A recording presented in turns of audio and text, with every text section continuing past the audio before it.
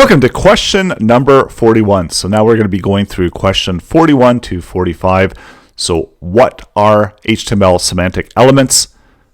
A, elements that name describes semantically the meaning of them. B, elements that have a closing tag. C, elements that can have every possible HTML attribute. D, elements that are visual parts of the web page. So what are the semantic elements? If you selected A, you're correct. For example, image, UL are semantic elements because it is clear that they represent an image or a list. Div is not a semantics element because it can be used for many goals. Semantics elements are helpful for the developer and the search engines. Many of them were introduced with HTML5. Question number 42. Which statements are true for the menu HTML element? A, it is recommended to use. B, it is a new feature of HTML5. C, it is used for defining some kind of menu system on your website. D, none of them. So none of the above statements are true. And here's a quick hint about question number 42. This might be more than one possible answer here, so you might be selecting more than one statement from the list. And if you answered A and C, you're correct. It is not supported by several browsers. It was a feature of HTML, but now is deprecated once, and it was reintroduced with HTML5. Question number 43. What is article in HTML? A, it defines a quotation for other bloggers' content. B, it is a container for every blog post and article on the page.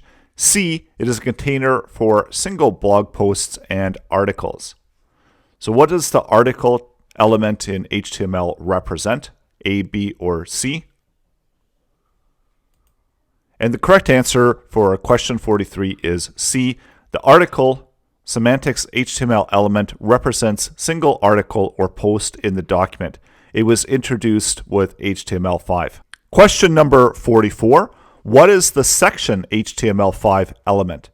A, section HTML5 element represents a single section that contains logically related elements in general. B, it represents the footer part of the website. C, it represents the header part of the website. D, it represents the testimonial part of the website.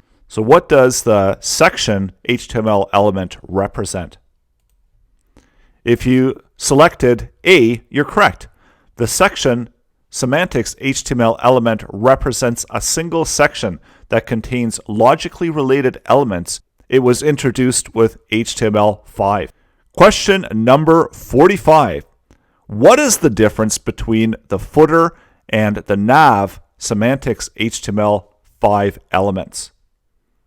A, the footer defines the footer part of the document or section. The nav defines links for the navigation. B, footer is not an existing HTML element, as it is deprecated now. The nav is an existing one. C, the footer defines the footer part of the document of a section. The nav defines the place for the logo. So what is the difference between the footer and nav HTML elements? A, B, or C? If you selected A, you're correct. In HTML, the footer semantics element defines the footer part of the document or section. The nav defines links for navigation.